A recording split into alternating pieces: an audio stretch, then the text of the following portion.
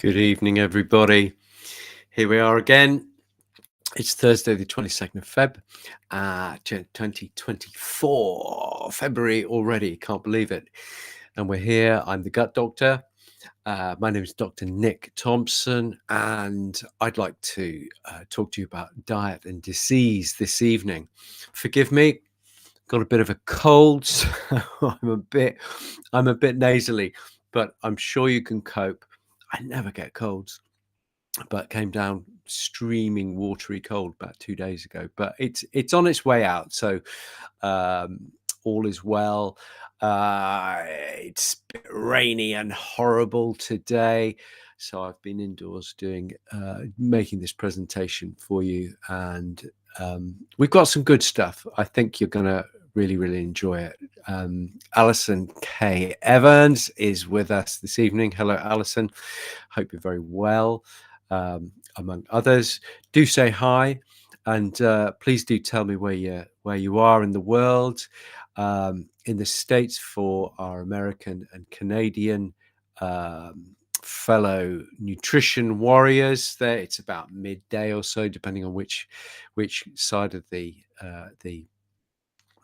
continent you are. Laura is going to be watching over the proceedings to make sure that we can see and hear, because we've had a very interesting journey over the years with this. I hope you're really well, and I hope everything is good for you in the new year and everything is turning out as it should be. We're going to be talking about diet and disease. Julie Bailey says she's in soggy West Sussex. Julie, great to see you there. We are going to be talking about diet and disease, and the problem with diet and disease is just it's such a big topic that it's difficult to know where to start.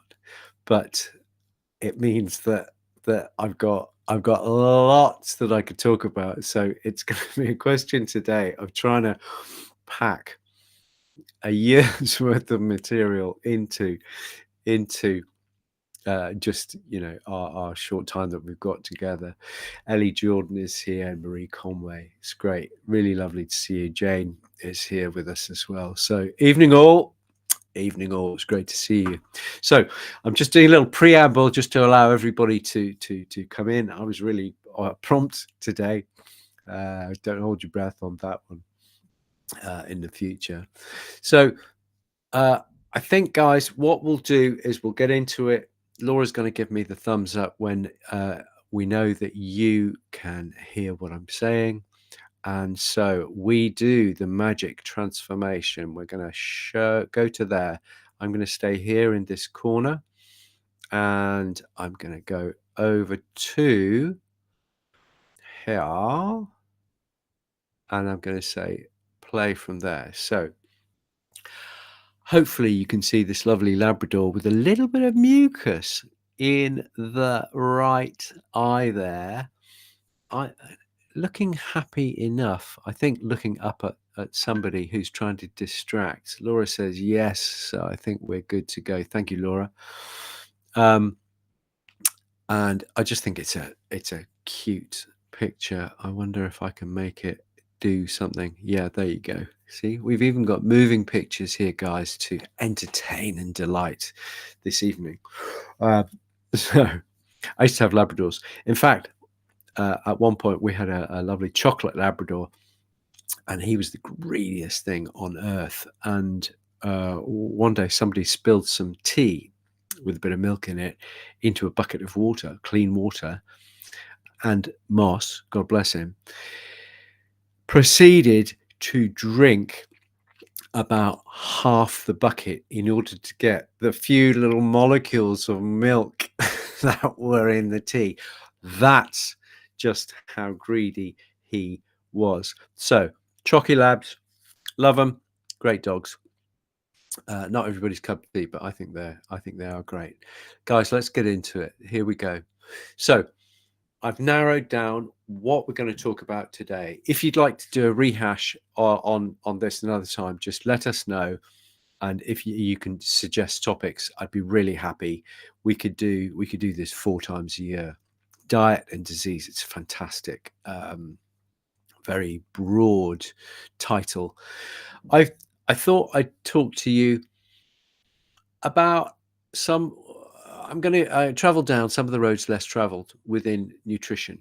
Maybe I'm going to bring a few things that are perhaps less well known. Many of you will, but for those maybe new to the show, um, we're going to be doing tonight some of the stuff that's not quite so um, intuitive, maybe. So we're going to be talking about fat. We're going to be talking about calories. We're going to be talking about soil, and we're going to bring those together to talk about how they impact disease. I'm going to be talking a lot about people, humans, because this impacts us as well as our pets.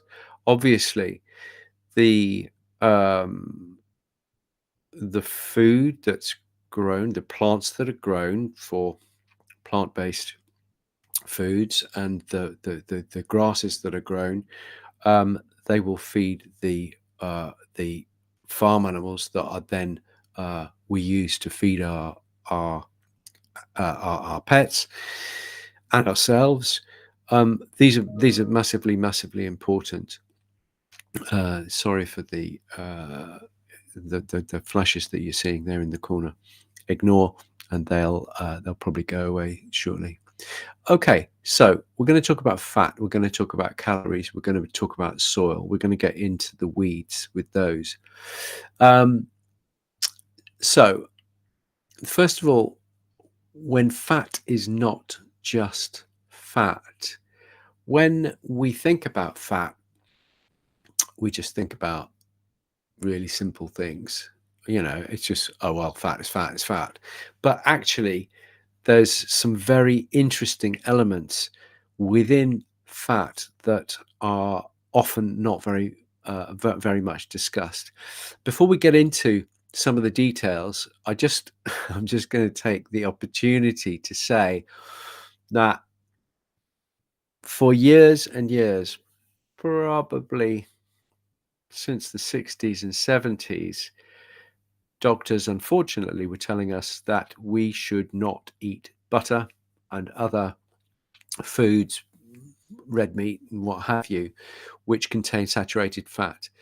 This has been completely turned on its head. It came from the work of Ansel Keys in the 50s, and he thought that saturated fat caused heart disease, and he rammed through. He's a very charismatic guy. He had the ear of the president in the 50s in the States, and he convinced the president, who convinced the entire USA, who convinced the entire world that saturated fat causes heart disease via cholesterol, which is another myth, which we can do another night if you'd like, which doesn't pertain to our pets, but very much pertains to us. Okay, cholesterol, you need cholesterol, and there's no such thing as good and bad cholesterol. It's all the same thing.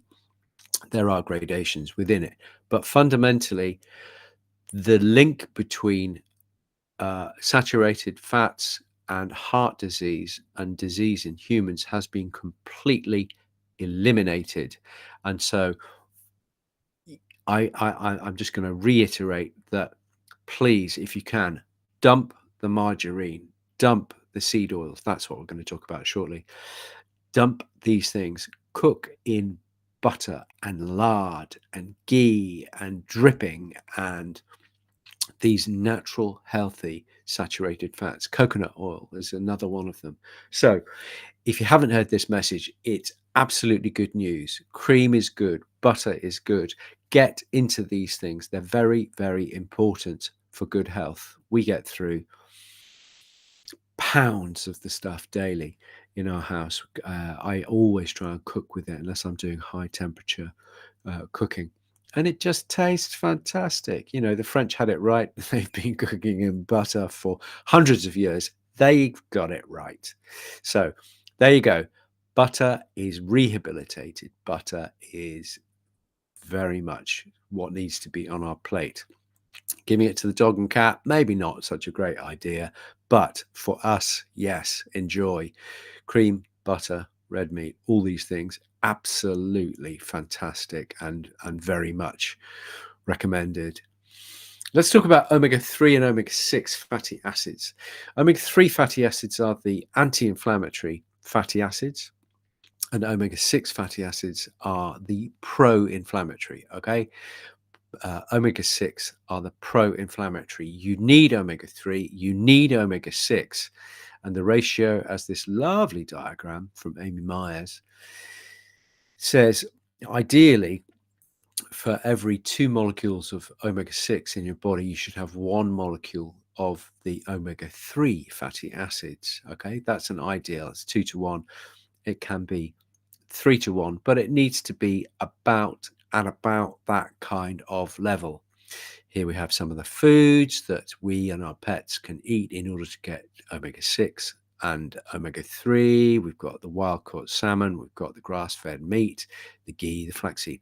It's interesting it talks about grass-fed meat because grass-fed meat actually has a much higher omega-3 content than more factory farmed beef, which is very interesting. Grass-fed meat also has a vitamin C content, which is not found in more battery type operations, which is fascinating. Omega-3, the main sources of omega-3 are marine. It's fish and flax is how I remember it. So marine, so krill oil, sardine, herring oil, these kind of things. This is where we get omega-3. And I think that's an old story. You probably know this. So let's just broaden it out a little bit and go into an area that you may not be familiar with. Don't panic. It's a graph, but I'm going to take you through it right now. I wonder if, no, can you see? Oh, let me see if I can get a pointer. Let me see if I can get a pointer because pointer, visible pointer. Okay. Oh, I was hoping for something a bit more glamorous than that. No, that's it. Okay, so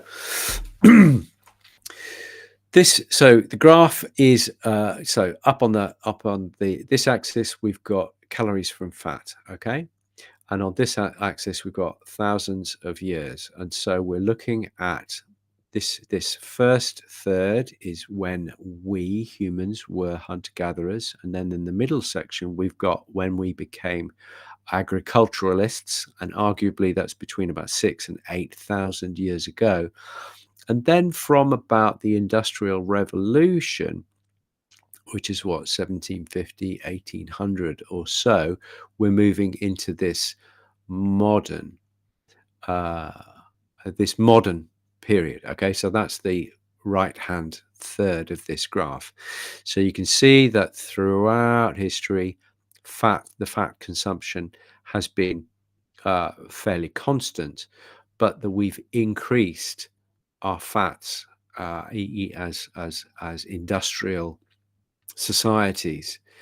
Much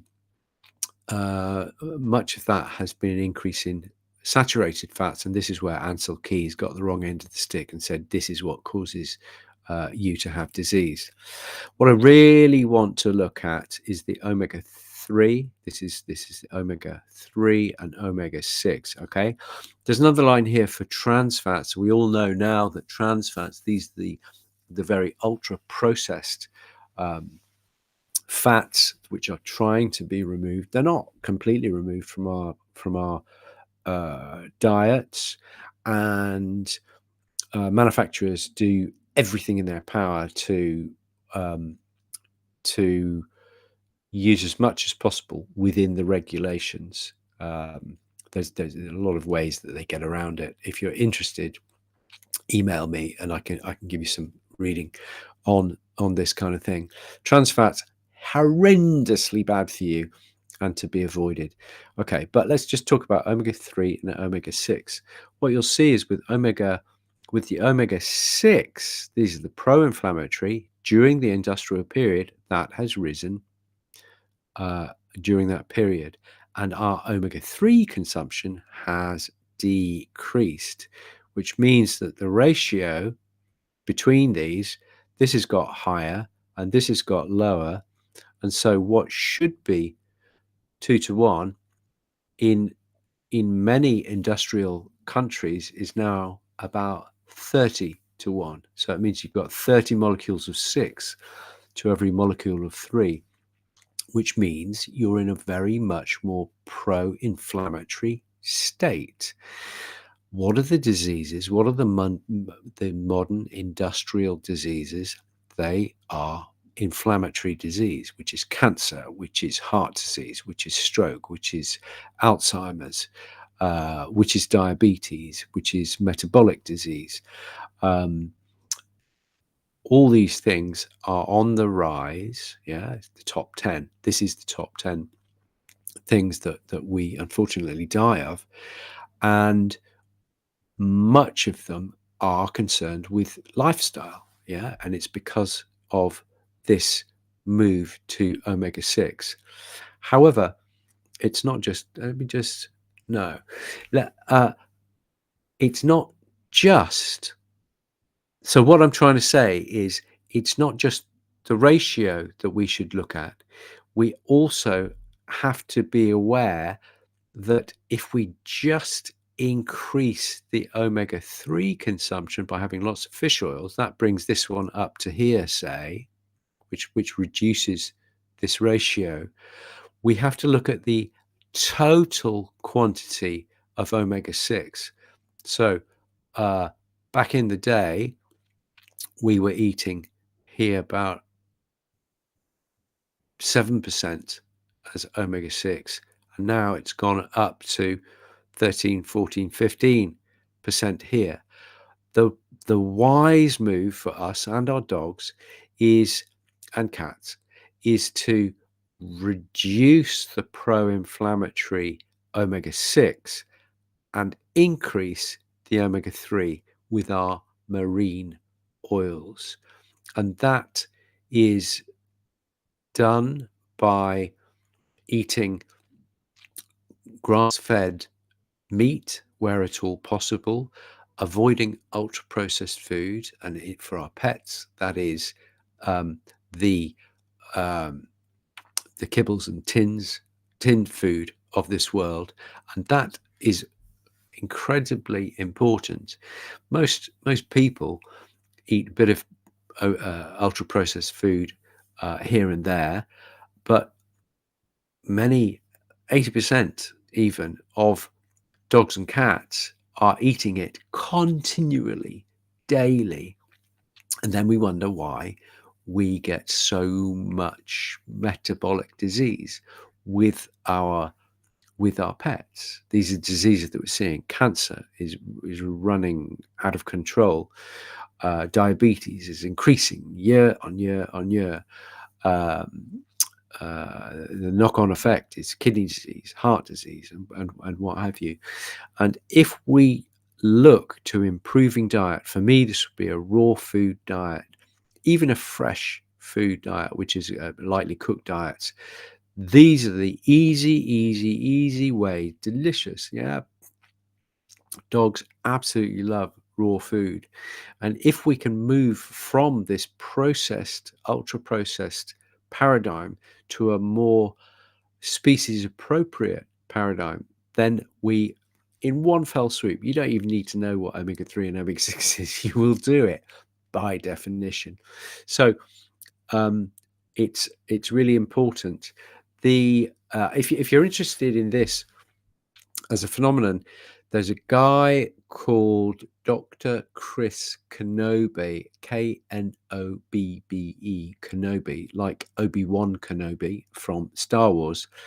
And if you go on YouTube and look up Dr. Chris Kenobe, Knobbe, he does a 45-minute YouTube where he takes you through all of this, and it's an absolute revelation. And the bottom line is he's saying don't just look at the ratio, look at the absolute level of omega-6. The practical approach to that is kill the ultra processed food, eat real fruit, veg, meat, and that's the way to modify all of our diets in the right direction. So there you go. That's the omega-3, omega-6. It's just a little twist on the story that we normally hear, and I think that's fascinating. But Dr. Chris Kenobi, he's the man who'll tell you all about this stuff. Okay, so a little more intrigue. I was taught that a calorie is a calorie, and the more calories you eat, the more weight you're going to put on, the more energy you're going to take on. This is not the case. I'm going to take a few lines from this book. This is by an amazing American. He's a renal specialist, a renal internal medicine specialist in the States. He's called Jason Fung. He's you can see him on YouTube galore, and this book is fascinating. The Obesity Code. I'll give you the the punchline is intermittent fasting is a very good way because it affects the body hormonally by reducing insulin, and is a wonderful way to combat obesity, metabolic disease.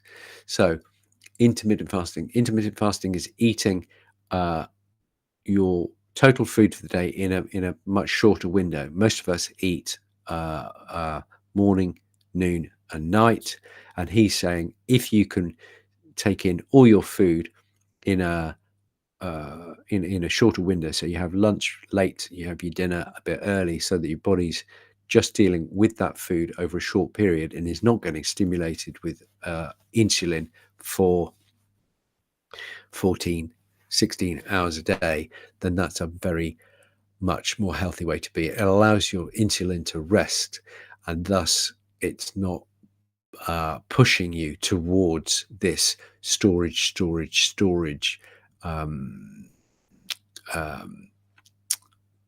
phenomenon where you've got the insulin, and therefore all those calories, all the fatty acids from the food, all the carbs from the food are being stored as fat deposits. If you're interested in Jason Fung, he's done another one called The Cancer Code, which is equally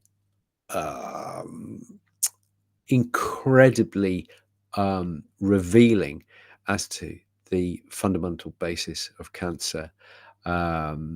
So that's a great one. We're not going to be talking about that tonight. I just thought, as we're talking about the Obesity Code, I'll just give you a little heads up on the Cancer Code by the same doctor. He writes really well. It's very, very, very readable. If you're not a big reader, then try audio books. Something I discovered many years ago, and it's allowed me to plow through 10 times as many books as I was doing previously, which has been a godsend. So there you go, my old mate, Jason Fung. Let's go through. This is him. And like I said, we were taught that the more calories you eat, the more you're going to put on, and therefore you've got to watch your calories. This is what Weight Watchers and other Slimmers World and what have you, that's what they're all about. Watch your calories, everything will be fine. What he's actually saying, though, is if you look at the nature of the calories that you're eating is more important than the total calories.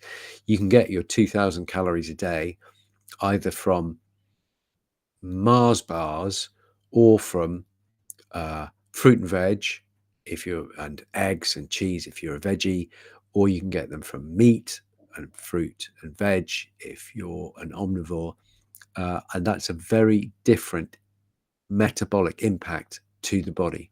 Let's look at these 5 myths of the caloric deception. First one, calories in and calories out are independent of each other. No, they are not independent. If you reduce your calorie intake, it will reduce the calories that you burn. The body recognizes that you're eating less calories and will slow down. Okay, so you'll burn less calories. So you give 2,000 calories to somebody who's well fed, it's going to have a very different effect to somebody who's been on starvation rations for 2 months. Very, very different. Okay, because the body responds to the environment, obviously. So calories in and calories out independent of each other? No, they're not. So second myth is the basal metabolic rate is stable, as we suggested in the first myth. The basal metabolic rate is basically the rate at which your metabolism burns. Okay, and the assumption is that for your entire adult life, it's about the same. But actually, as we suggested just now, depending on the calories that you're consuming, it can change by as much as 50%, depending on how many calories you're eating. So if you're eating loads of calories, your metabolic rate may increase, and if you're in starvation rations, then your metabolism will slow down to reduce the consumption by the body of those calories. Pretty sensible, really, considering we spent millions of years starving at least every winter. And so if there was an ebb and flow in the rate that we consumed our calories, then it's logical that would take place even now in the modern metabolism, which is exactly the same as it's been for 3 million years. Okay, third myth, we exert conscious control over calories in.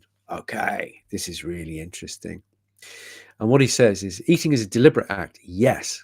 Yeah, you choose to pick up that piece of cheese, that apple, whatever it is. But hunger is largely hormonally mediated, okay? And therefore that conscious act of feeding your body is very much hormonally driven. So the way I see that, he gives this example of if you're full and you go to the fridge, you're probably not going to eat very much. If you're starving and you go to the fridge, you're probably going to find something and you're going to get into it very, very, very readily. I find this if I go supermarket shopping when I'm hungry, I will buy much more fatty. I'll buy cream and I'll buy fatty steaks and I'll buy this and that and what have you. But if I'm not hungry, I'll just stick to the list and I'll just buy a much more normal shop. So I completely agree with him there. His final note here is body fat regulation is under hormonal control and it's not voluntary. If body fat regulation is under hormonal control, then it needs to be addressed through a hormonal pathway, that is intermittent fasting, not just by calorie restriction, which is what we've been taught for 50, 60 years. So good stuff. Number 4, fat. This is the kind of thing that you taught at medical schools. Yeah, your fat stores are your fat stores. They just sit there. If you eat loads, then you'll add to them. And if you don't eat much, you'll draw from them. That's about it. And they're not regulated. But actually, this is obviously not the case. All systems in the body, from your eyes to your insulin to your breathing to the rate of brain activity, to enzyme production, enzyme activity. Everything is under very strict control. So why should fat stores, which, let's face it, are pretty important, before we had supermarkets and fridges and we were out in the wild with the wolves and the saber-toothed tigers and what have you, your fat stores very, very important. So it stands to reason that they would be very tightly regulated. So the myth is that the fat cells grow in proportion to the calories consumed. Okay, but actually we know there's leptin, adiponectin, hormone-sensitive lipase. I cut out another 5 hormones in that list just to make it fit on the slide. That it's exquisitely, delicately regulated. He ends with, if hormones regulate fat growth, then obesity is hormonal, not a caloric disorder. This is what he's driving home. And if you read the book, The Obesity Code by Jason Fung, Dr. Jason Fung, you'll get it. But the punchline is intermittent fasting, which sounds really difficult, but actually all you do is you just dissolve, this is for humans, you just dissolve breakfast gradually, and you make lunch a bit later, and you have your dinner maybe even at the same time. That's it. That's intermittent fasting. It really is as simple as that. Many dogs and cats, well, cats will leave to one side because they need regular feeding because of their metabolism. But dogs, like humans throughout history, have been hungry a lot. They didn't eat unless they were hunter-gathering, unless they were foraging or they were hunting, and therefore they were hungry a lot of the time. So fat stores are unregulated. Not true, not true, not true. Okay, last one. A calorie is a calorie, okay, which is kind of where we started, but this is, you now know where I'm going with this. A calorie is a calorie. So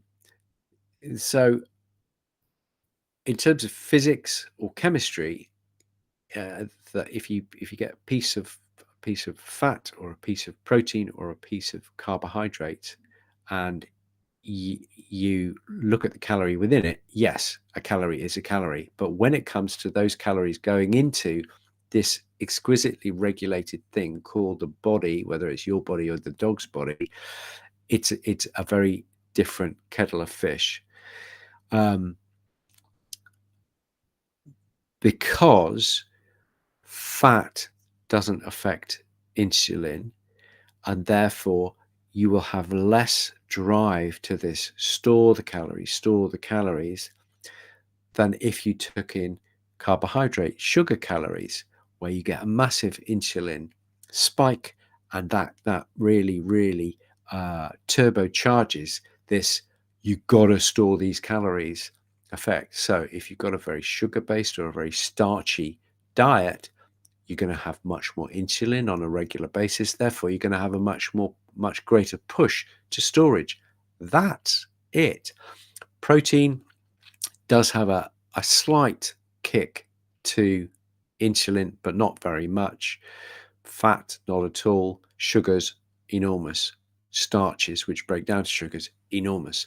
So obviously, if we're eating a protein and fat-based diet, that's very healthy for humans and for dogs. And if there's a lot of sugar and a lot of starch, there's a lot of starchy material, starchy grain, carbohydrate within kibble. We feed that to our dog, and then we wonder why we've got an obesity and overweight problem with up to about 80% of dogs in the UK and in the States. This is why, guys. Yeah, you're feeding lots and lots of sugar in the form of starch, and it will make that insulin rise, which means that they're much more predisposed to being overweight and obese. Obesity is now classed by the British Small Animal Veterinary Association as a disease. Okay, so 80% of the dogs walking down the high street have a disease. called obesity. And unfortunately, we humans look at the dog and say, oh, they've got heavy bones, or oh, they're roly-poly, and laugh about it, give them another bonio. Bad idea, bad idea, bad idea. Okay, we need to be feeding species appropriate meat and fat from these food production animals, and that should be the base of these. I didn't mention, many thanks to Vermex for allowing me to put hours aside so that I can prepare these talks for you. So thank you to Vermex. Okay, last bit about soil. How are we doing? Wow, way over time. Sorry, guys.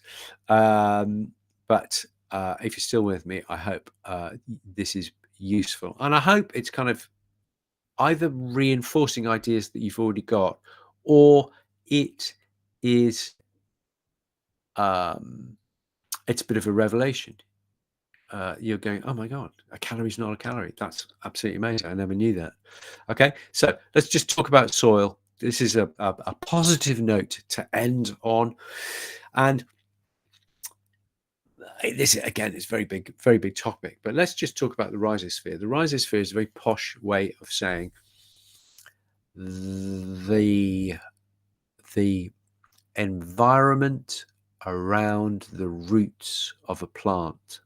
Okay, so everybody knows, because you do it at school, that the sun shines and plants take that sunshine energy and they combine water and carbon dioxide to make sugars, which they use to grow.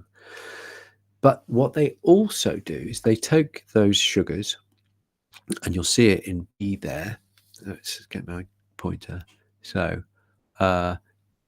they'll make sugars here. Yeah, we kind of know about that.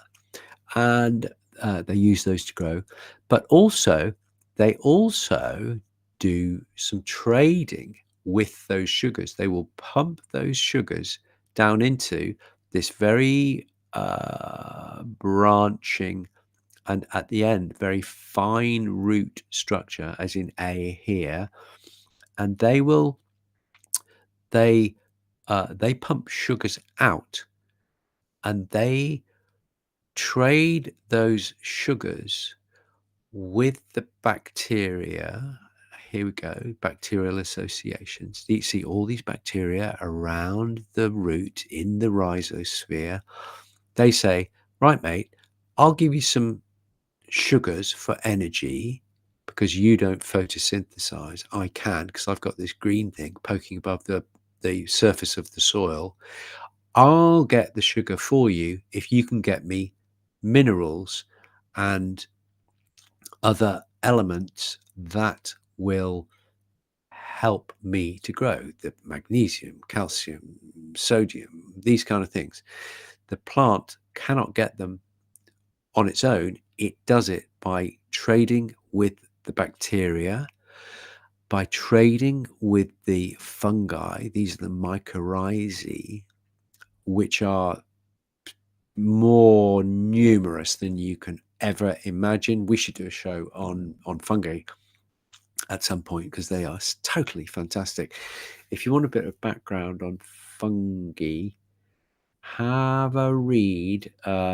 Merlin Sheldrake has done an amazing book. I should have put a picture, sorry, called Entangled Lives. If you're in the slightest bit interested in fungi, mycorrhizae, and the world of these things, that's an amazing book. If you like audiobooks, he's got a really wonderful, mellifluous musical voice, and he's really easy to listen to. There's also these little worms, thousands and millions of tiny little worms in the soil, which interact with the bacteria, the mycorrhizae, and also contribute to this amazing thing, the rhizosphere. I heard one author say that it is the greatest focus of, I can't remember, um, metabolic activity on the planet is in that tiny zone within millimeters of every root of every plant in decent soil, every plant of every root of every plant all across the globe. The most frenetic biological activity is there in the rhizosphere, which is amazing, totally amazing. What's the impact? Why am I getting so excited about roots and bacteria and fungi and nematodes in the soil? It's because without that trading mechanism in healthy soil has all these elements: the bacteria, the fungi, the nematodes. They're there, and therefore the plants can grow and flourish, and we can harvest them. Next slide. Or we can put our beloved cattle and sheep and pigs and rabbits and all these things onto these beautiful, healthy, fertilizer, glyphosate free pastures in order to produce fur and fiber for us, so that we as a society can flourish. We can talk about feeding the planet. I think we've even done it in previous shows. People say, "Oh, that's all very well, but you can't feed the planet if you don't have enormous monoculture farms." That's not the case. 60% of the planet will not support that kind of machinery, industrial farming, because it's too high, or it's too low, or it's too wet, or it's too rocky, or it's too steep. And so what are you going to do with that? The answer: sheep, cattle, pigs. Okay, so you can utilize that land as nature has been doing for millions and millions and millions and millions of years. So it's a wonderful thing, and we need to go back to the future, essentially, with our farming, I believe. And again, if we have rich soil, there you have the beautiful soil, that will then allow us to grow without, organic, meaning without pesticides, fertilizers. We can grow some really beautiful, much more nutritious food for the globe. So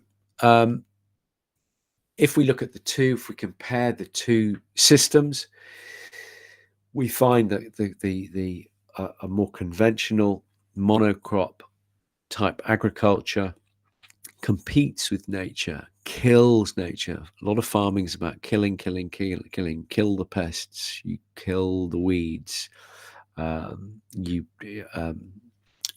till the soil, therefore killing the fungi and the structure of the soil.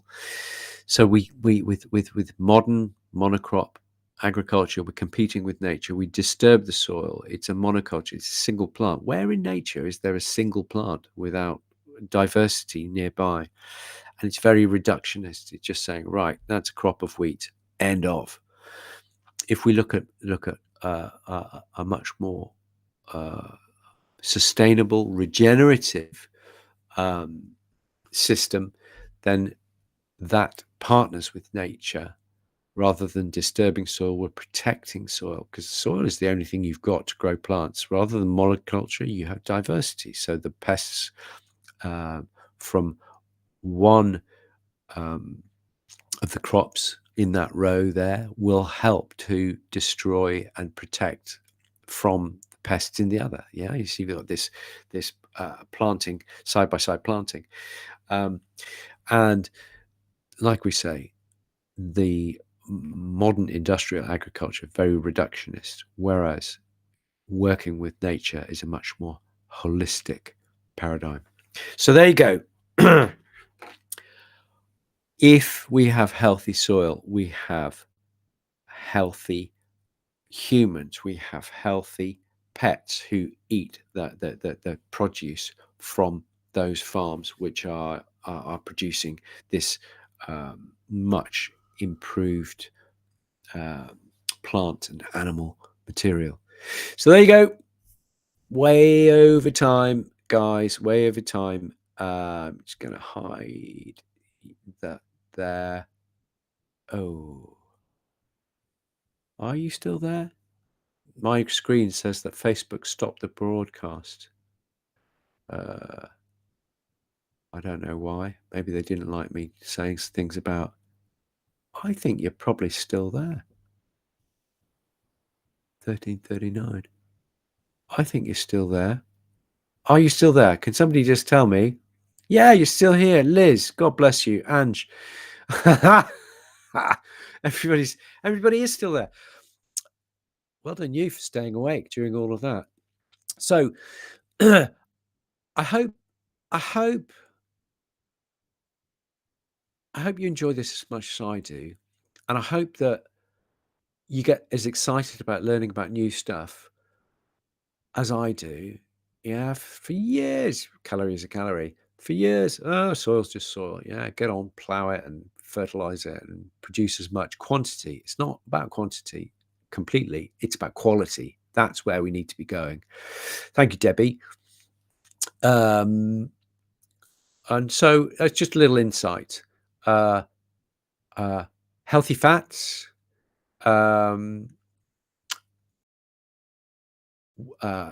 quality of food. Don't just think about the calories. Oh my goodness, 200 more calories than I need.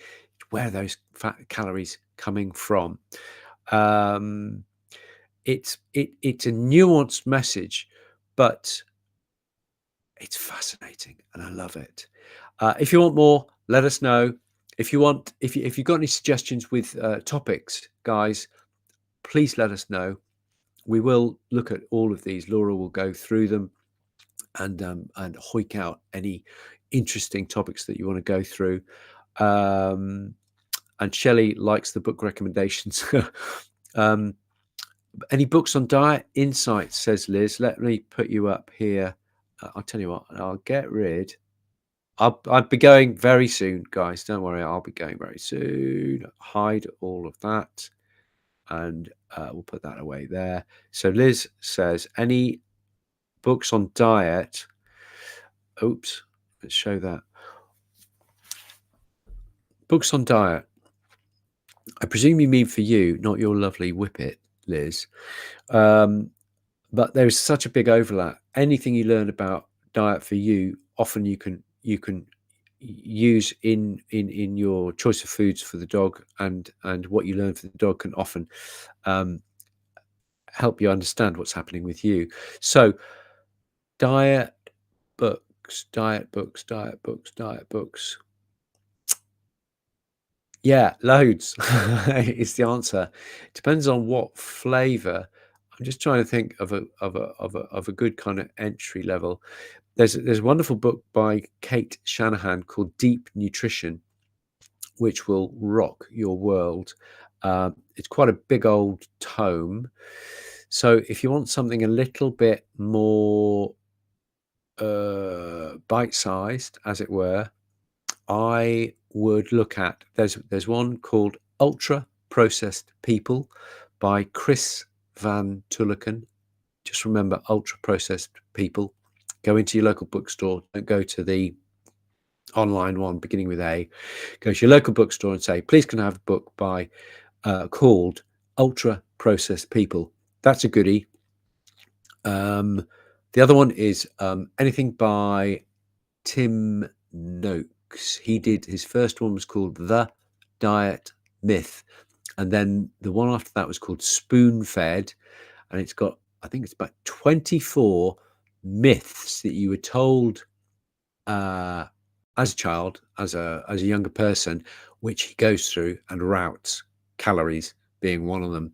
So Spoon Fed by Professor Tim Spector, Spector, maybe a good one. It's just kind of it's a little paperback like this. I think you'll find it quite entertaining, Liz. So jump into that. That'd be great. Oh, and Jane is saying, here we go. Lovely. Jane, thank you very much. She's equally saying, Tim Spector. She's a fan of Tim Spector. That's great. Food for Life. I've got about halfway through that. I wasn't quite so blown away, I have to say.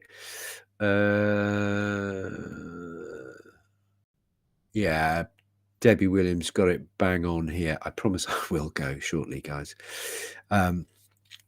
Yeah, 100 calories of steak and 100 calories of candy floss are going to act different on the body. Bingo. You've got it in one, Debbie. Top of the class. Brilliant. And last one, does inflammation create issues in diet? Massively. Yeah. Inflammation is the modern scourge. Anything you can do to reduce general level of inflammation by eating well, managing stress, and looking after yourself, getting out with your dog lots is a really, really brilliant idea. Right. That's it. Thank you, guys. Thank you for bearing with me. I've really enjoyed it. I really, really, really appreciate your support. Absolutely fantastic. We're going to be coming back in 4 weeks, as usual. Yes, I should know if I was more organized. Keep watching the space. Keep watching the Vermex Facebook page, and Laura, as soon as we've got our topics and dates organized, she will put those up, and I really look forward to speaking to you in about 4 weeks' time. Again, please let me know if you've got topics that you think would be good for us to discuss. Shout. Let's discuss those topics. All the very best to you.